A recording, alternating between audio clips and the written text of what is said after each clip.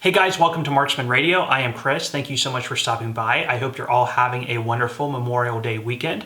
Today is going to be a mix of a business and a political type of vlog. I'm going to be talking about the recent purchase of Joe Rogan's content by Spotify and the beneficial aspects or the beneficial effects I think that will have both for the firearm and more conservative-minded content here on YouTube, as well as the gun community as a whole. So if you are engaged in a business that is related to something that might not be so ad-friendly here on YouTube, I think that this information may pertain to you as well.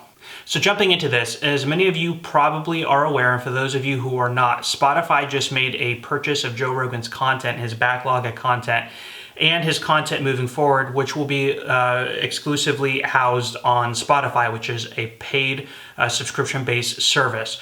Now, for those of you who don't know who Joe Rogan is, he is the biggest podcaster here on the YouTube platform, probably the biggest podcaster anywhere. He talks over a wide array of different topics and has a wide array of different types of people on his show. I personally like to watch Joe Rogan. He says that he's more of a classic Democrat, more of a classic liberal, how liberals and Democrats were about 10, 15 years ago. But what he does do is he talks about a lot of controversial topics, and he has people from all sides of the political spectrum come on and speak their mind. He's had people like Alex Jones and Steven Crowder, Ben Shapiro on his show, so he will house a debate from the conservative side of things, which I always thought was helpful. Now, Joe Rogan's channel has millions and millions of followers, and of course, this is undoubtedly going to be a big blow to YouTube because it was a purchase of all that content and that creator going over to a different platform. So we're thinking that all of Joe Rogan's main followers are probably going to follow him over to Spotify as well. Now, the purchase price is allegedly about $100 million, and it's probably for a certain period of time that he has to adhere to a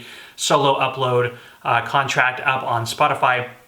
The other big news is Spotify is also going to be doing video hosting for Joe Rogan's content. So that'll hopefully bring Spotify into the competitive space of YouTube. And this is also the first time a YouTuber has actually been bought on the market. And we can say that the valuation for that YouTube is he's about 6 to 8 million. I'll have to look that up, but he's got several million subscribers, but it's about $100 million.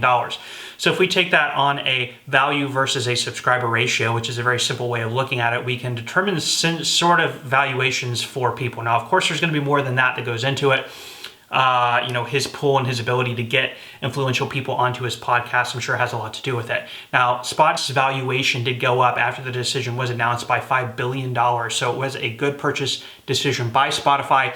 And I think that number comes mainly into yes, they are taking over Joe Rogan to their platform, but also Spotify, it's a way of them announcing that they're entering the video space. Now, one of the problems that people like me have, and I do gun-related content here on YouTube, is we're kind of every single day we are thinking, could it be the last day here on YouTube? Clearly, we are not welcome here. Our content is allowed to exist here on this platform, but any day it can be pulled, and that's happened many, many times with other gun-related content, as well as conservative-minded content here on the platform. Now, the number one thing that people who are, pro the censorship of YouTube tend to say is YouTube is a private business. They can do what they want. Go to another platform. Go start your own platform as if that is easy. I've been over this topic before. YouTube is definitely a monopoly in this space, and the problem is other social media platforms that are based in Silicon Valley. If we're talking about PayPal, Stripe, Facebook, of course, they own Instagram, Twitter. They all kind of fall in line to the same political side of the debate, and it's really hard to start up a new site, not only when you can't get funding. We looked at Subscribestar, which was a counter to Patreon, more of the free speech-minded Patreon, which started up after the whole Sargon of Akkad. I know I'm getting really deep into the weeds here, but you do have this all tech sort of platforms, BitChute, Subscribestar, Gab, Minds, that are trying to start up, but they're constantly, news sources are saying that they're the place for the alt-right and white supremacists. Even if you look at the Wikipedia page for Gab, it lists Gab as a place for alt-right extremists to gather. At least it did last time I looked, which was several months ago. So in essence, starting up a competitive site, again, I am on BitChute, which has 100 subscribers, and I've been posting there for like 2.5 years. But starting up a competitive site is not as easy as it would seem. But the competitive aspect of trying to create a platform to compete with YouTube. That's how most of us had sort of always looked at the question of how do you get a competitor into this space. Now, what happened with Spotify is very interesting because, again, we have a established company with a lot of money able to purchase away an established creator onto their site. So could this be creating a marketplace of YouTubers that have valuations on their channels just like companies have valuations on their corporations, or the value of their business profile that other businesses can purchase and absorb? Are YouTubers now going to have price tags on them? So competing platforms, say we are BitChute, okay, BitChute say is having a really hard time growing organically and getting traffic over to their site, because if I post on BitChute and I post on YouTube, everybody's just gonna watch me on YouTube and not watch my BitChute account, even though it's, it's the same content, just because it's more convenient, because all their other content's on YouTube as well. What happens if my channel, my main channel, Marksman TV, were purchased by BitChute and I had to exclusively post there? Now, not all 50 some odd thousand people would go over there, but some of them would, a lot of them would. And if they started buying up every gun creator to go over to exclusively to BitChute, then the whole gun community at large would probably migrate over there. And it would start eating off market share from YouTube. And again, I had never really thought about this aspect from a competitive standpoint against YouTube and until this whole Spotify thing just happened. So I'm going to make an analogy here, and I'm going to use a sports team. Let's talk about the NFL. So we have multiple different teams. I'm just going to make it simple and say we have 50 teams all across the country. And in those teams, moving around those different organizations, you have players, and those players have their own inherent value.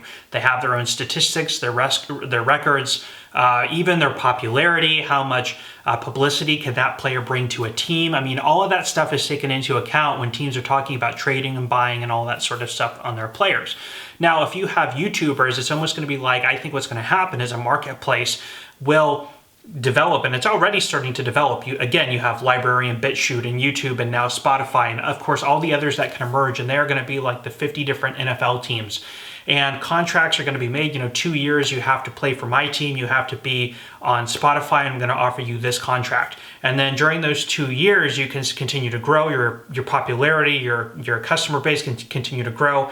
And then when those 2-year contracts are up, other platforms can start making you offers to get you onto their platform. And of course, Spotify would then have to maybe make a good continuation contract with a really good competitive offer for you to stay on their service. The good thing about that is if you're being bought and traded and the audiences are moving, again, that's going to make it a lot less likely for people to want to can you for arbitrary reasons, just because you said something that the platform disagreed with. And of course, the platform itself will have its own ideological leanings to decide whether or not the things that you are saying, sorry, the AC just kicked on, so you might hear some stuff in the back, but whether their ideological leanings work well with their organization or their company. Now, the one negative thing about this, though, is if you are entered into a contract, of course, that's going to make you probably have to adhere to a upload standard, which might be hard to meet. It might limit the things you can and cannot talk about. But then again, some contracts might say, listen, we want you on our service so bad, we're not going to have any requirements on any things you can say,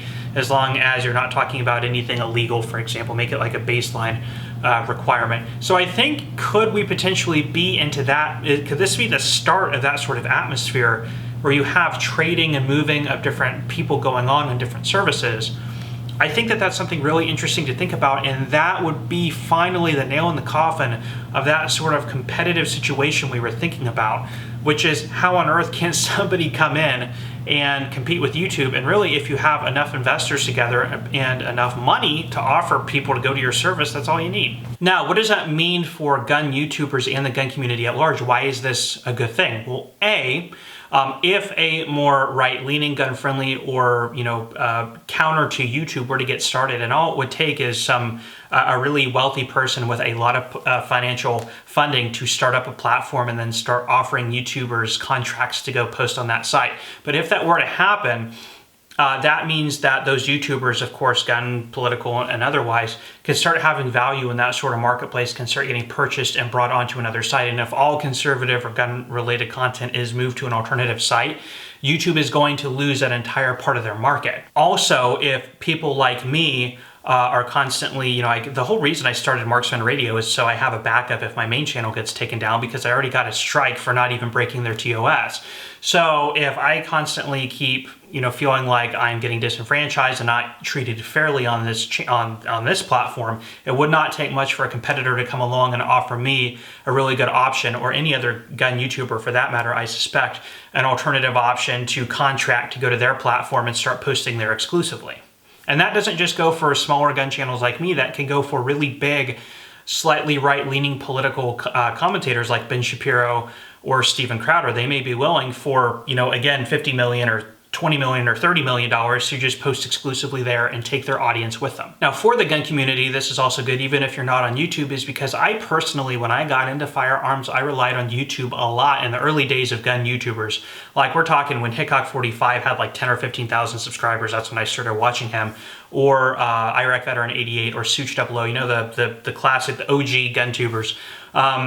I gained a lot of information. When I wanted to think about purchasing a firearm, I would go onto there and watch. A lot of what brought me into, if you remember my story on when I got into guns, that was about this time, it brought me into the gun culture and the gun fold, and it created me as being a new person that's interested in this community, and I had exposure to this community, so it was incredibly important. So if it can't exist here on YouTube, hopefully it can exist somewhere else under these types of contracting ideas, and would allow that content to stay alive. Now also, I think YouTube will be more likely, so if Joe Rogan's, and we're not even talking conservatives, let's say Joe Rogan's and PewDiePie and the really top big YouTubers who are like in gaming and fashion and design and whatever, because a lot of them get demonetized too for interesting and for things that are not even really have to do with political issues. A lot of them it's dealing with sexuality. I mean, a lot of reasons people get videos taken down, strikes, and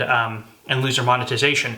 But YouTube's going to have to be careful about treating those people better and more fairly and being more transparent, because the more complicated and more difficult it is to exist on this platform as a video creator, the less amount of money and the weaker the offer has to be from an alternative who says, not only are we going to buy your content, we are going to fully support you on our site. Because if somebody's paying me personally, if I'm Joe Rogan or if I'm PewDiePie or if I'm Iraq Veteran 88, if somebody's paying me millions of dollars to go and be on their platform, I will most likely assume that they're not going to arbitrarily take me down because they just paid to have me there. Why would they then remove me? So because of that, is YouTube going to have to play nicer with their creators and make it a more friendly environment to make it less likely for people to want to walk away from the platform, even if they're offered a lot of money? So in essence, again, I think that this is fantastic news. I think it's going to make YouTube reevaluate their position on their TOS and how they treat certain creators and what their